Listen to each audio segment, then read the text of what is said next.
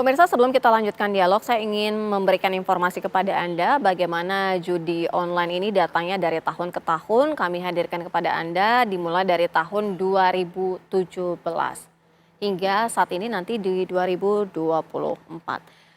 Pada tahun 2017 ini sebesar 250.726 transaksi, nilainya mencapai 2,01 triliun rupiah. Kemudian 2018 meningkat tajam 6.666, 104 transaksi, kemudian 3,98 triliun rupiah.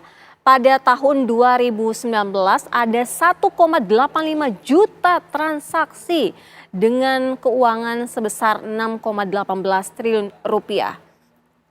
Selanjutnya pada tahun 2020 ini sangat-sangat fantastis.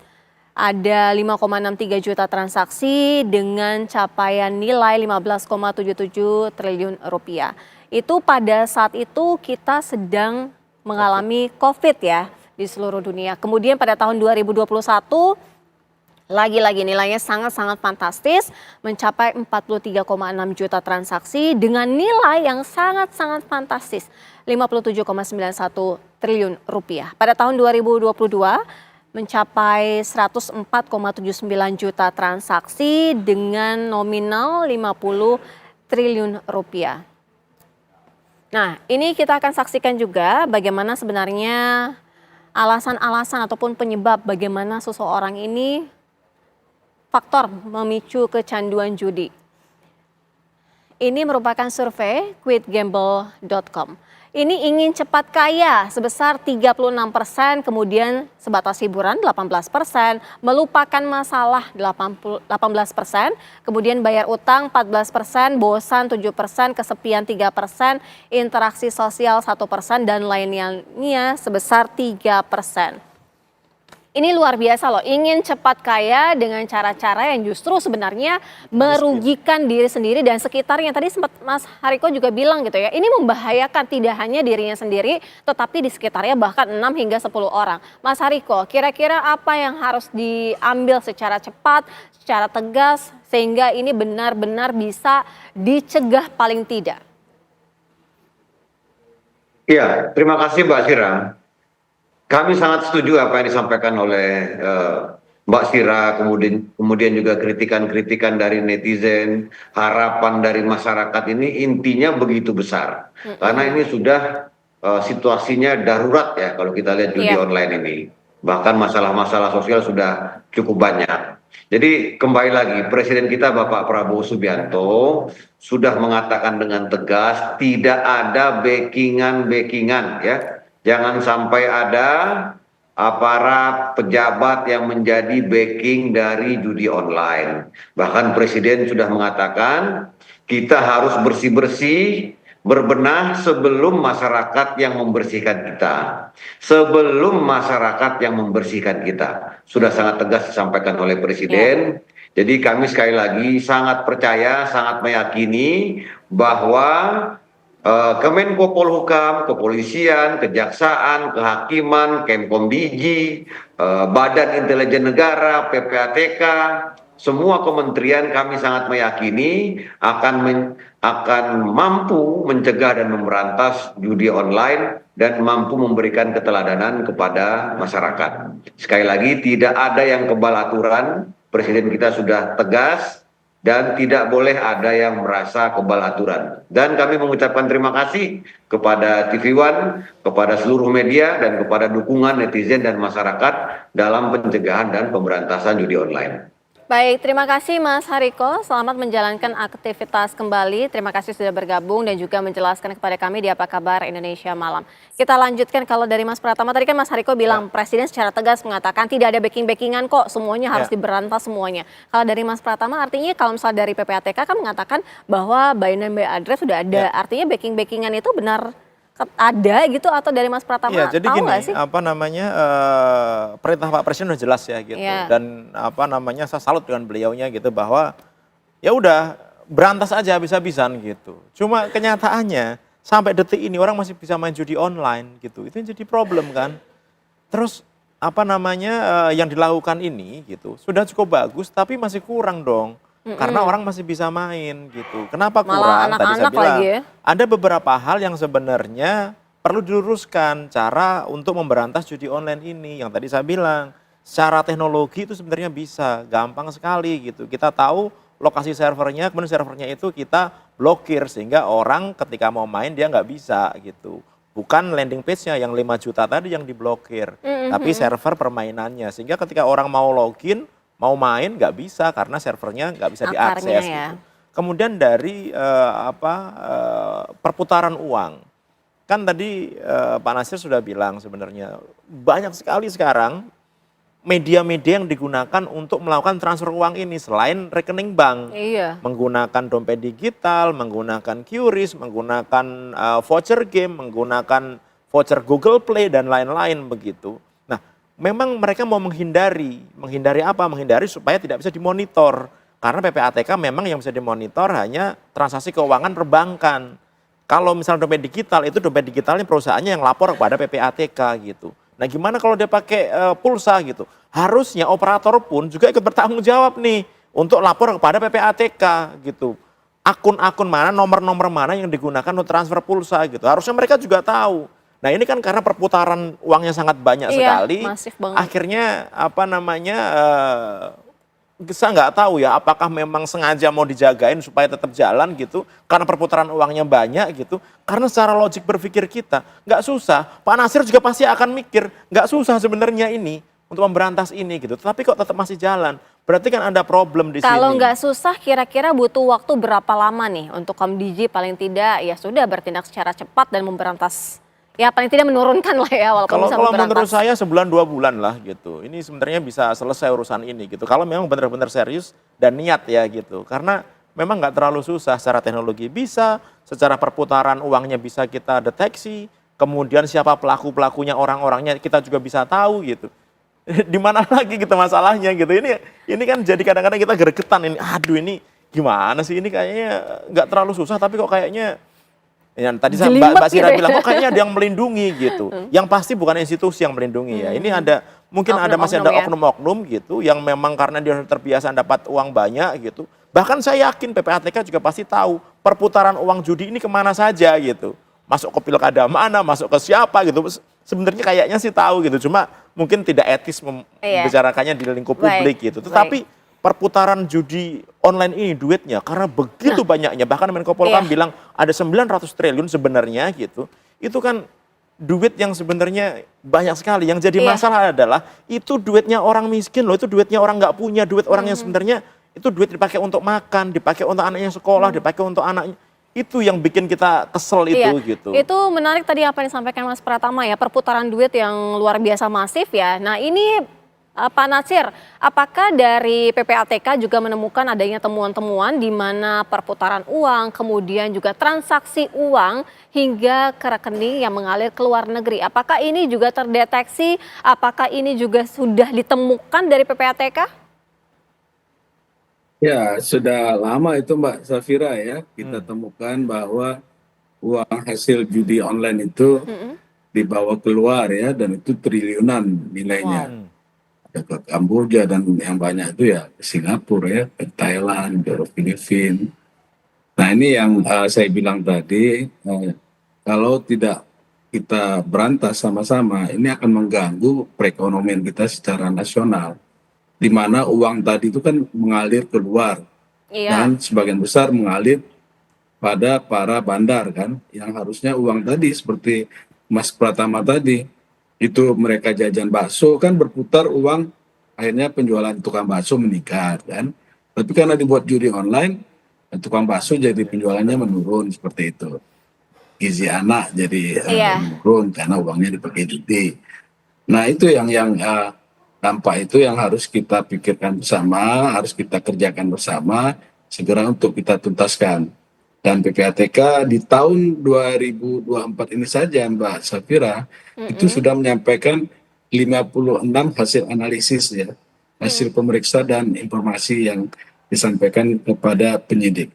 Dan untuk total perputaran dananya di tahun ini saja itu ada 134 triliun 836 miliar. Wow. Nah, PPATK selama di 2024 ini sudah melakukan penghentian sementara transaksi di 24 bank dan di satu perusahaan efek. Totalnya itu ada 15.407 rekening. Dan saldo ya yang masih dalam penghentian PPATK itu sampai akhir 2024 ini sebanyak 107 miliar rupiah lebih, seperti itu. Iya, kalau misalnya nama-nama ataupun paling tidak yang rekening transaksi hingga ke luar negeri itu rata-rata memang oknum-oknum yang tadi Mas Pratama bilang itu orang Indonesia atau juga melibatkan orang-orang luar, Pak Natsir? Ya, kolaborasi itu. Hmm. Jadi ada bandarnya itu orang Indonesia bekerja sama dengan orang asing yang ada di luar ya, khususnya negara-negara tetangga kita lah, meskipun banyak juga dana itu dikirim ke Amerika dan negara-negara lain sampai ke Rusia, seperti itu Mbak Safira. Baik, Mas Pratama nih artinya kan sebenarnya memang sudah sangat-sangat masif dan terorganisir. Nah paling tidak gini deh, dalam waktu singkat Mas Pratama apa yang harus dibenahi dulu dari awal nih? Kalau menurut saya masing-masing institusi bisa melakukan tugas dan fungsinya masing-masing ya gitu. Contohnya tadi Komdigi nih. Komdigi melakukan pembatasan akses, pemblokiran itu yang diblokir servernya gitu, bukan landing page-nya gitu. PPATK melakukan pemblokiran rekeningnya karena tadi ketika Pak Natsir bilang ada 107 miliar gitu, sedangkan perputaran uangnya 100 triliun, ya itu kecil banget yang disita gitu. Artinya ketika kita mau ngeblokir, duitnya udah terlanjur pergi gitu. Udah kemana-mana ya. Dan tadi dari yang disampaikan Pak Natsir itu sebenarnya kita sudah tahu siapa orang dalam negeri yang bermain, siapa orang luar negeri yang bermain, perusahaan mana yang bermain gitu. Artinya itu kan tinggal diproses gitu, ya kan gitu. Kemudian juga bank, kemudian penyedia dompet digital, kemudian operator telekomunikasi, kemudian penyedia voucher game, itu juga harus bertanggung jawab mereka. Harus jagain platformnya supaya tidak dipakai untuk transaksi judi online ini gitu. Apa selama ini pengawasannya minim? Nah, saya juga nggak ngerti tuh. Itu kan kalau dompet digital kan OJK ya, yang melakukan pengawasan gitu. Jadi di sini OJK pun juga harus berperan. Jangan hanya kasihan PPATK nih dihajar habis-habisan terus nih semuanya PPATK gitu. Padahal banyak institusi lain juga yang harus bertanggung jawab gitu. Ada bank, ada OJK dan lain-lain gitu. Responnya apa yang dikatakan oleh Mas Pratama? Gimana Mbak? Ulangi Mbak, kurang. Iya, silakan direspon apa yang disampaikan oleh Pak Mas Pratama, Pak Natsir. Iya, jadi dengan adanya Satgas ini ya, kerja-kerja dari pencegahan pemberantasan itu jauh lebih efektif ya dibanding dengan sebelum-sebelumnya. Nah kalau Satgas ini nggak ada, itu benar tadi yang disampaikan oleh Mas Hariko, itu bisa mencapai 900 triliun di akhir 2024 saja. Tapi kan kita lihat tuh ya, dari triwulan 1 sampai triwulan 4 tahun 2024 itu, frekuensi dari persentasi dari pemain maupun perputaran judi online tadi kan cukup signifikan ya menurunnya ya. Pak Natsir begini, ketika ada nama-nama by address by name gitu yang terlihat ada yang mencurigakan dan terindikasi judi online, apakah juga ada ditemukan oleh PPATK ini melibatkan oknum-oknum nakal dari aparat penegak hukum? Ya, kita sebutkan itu ya, indikasi dari orang per orang ya, badan usaha dan lain-lain. Kalau dia tentu ada indikasi tindak pidana pencucian uang dan kejahatan asalnya perjudian. Ya. Tapi bahwa dia misalnya itu oknum kadang-kadang juga tidak terlalu itu proses di penyidikan ya, penyelidikan dan penyidikan itu yang bisa lebih terang gitu ya. Tapi kalau dari data seperti Pak Pratama tadi ya, cukup terang gitu ya, cukup jelas transaksi yang ada.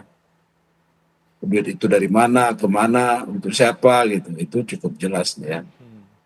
Ya, Mas Pratama, tadi ada oknum-oknum nakal juga nih sebenarnya mungkin yang dikatakan bermain yang mengamankan yang tadi Mas Pratama katakan begitu ya. Sehingga ini agak sulit untuk karena perputaran uang dihanguskan. Banyak sekali sih ini Mbak, perputaran uangnya begitu banyaknya gitu dan memang sudah terbiasa gitu bandar ini memberikan sebagian keuntungannya gitu untuk dijagain mereka zaman dulu itu gitu. Yang kalau saya dapat info sekitar 20% gitu yang digunakan untuk menjaga mereka supaya tidak dihabisin gitu ya kan. Nah, ini yang menurut saya harus dirubah gitu. Perintah Presiden sudah jelas. Saya pikir harus tegak lurus lah ya. Gitu. Tapi Mas Pratama ini kan jadi bingung juga kita ya. Maksudnya dari tahun ke tahun kalau tadi kita lihat datanya itu justru meningkatnya sangat masif gitu.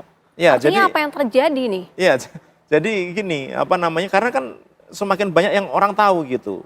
Dan bandar judi online, agen judi online itu sangat masif sekali gitu menawarkan layanannya kepada masyarakat gitu. Kenapa? Karena mereka punya data kita. Jadi kebocoran data kita, kan kita dulu ada kan dari Tokopedia, Bukalapak, Bhinneka, BRI Live, BPJS Kesehatan, KPU dan lain-lain. Dan mereka gitu. juga punya sindikat menjual mereka buka punya rekening data baru itu ya. Mereka punya data kemudian ngirimin kita tawaran-tawaran untuk main judi online. Semakin banyak itu. Kemudian sangat mudah sekali mereka membeli rekening-rekening gitu di pasaran yang digunakan untuk lalu lintas uang judi ini gitu. Dan itu memang susah untuk dideteksinya siapa yang jual dan lain-lain gitu. Sehingga kalaupun itu ternyata rekeningnya diblokir, udah pasti itu orang nggak akan ngambil. Kenapa? Karena pasti bukan dia, itu bukan duitnya dia gitu ya kan. Sehingga sebenarnya kalau menurut saya perlu dibuat kesepakatan antara tim Satgas ini bahwa ketika ada indikasi terjadi transaksi judi online dalam satu rekening, langsung blokir aja, nggak usah nunggu-nunggu sehari, 2 hari, 3 hari gitu. Kenapa? Karena begitu nanti sudah 3 hari, 4 hari atau 5 hari, duitnya udah nggak ada. Coba tanya Pak Nasir. Ntar begitu udah mau diblokir, duitnya udah kosong ini gitu, ya kan? Pak Nasir, nah ini itu jadi masalah. seperti katakan Mas Pratama, langsung diblokir aja, nggak usah ditunggu-tunggu lagi sebelum duitnya benar-benar raib hilang begitu. Iya, itu langsung kita blokir, tapi dia lebih cepat lagi, Mbak, kadang-kadang. Kalah cepat.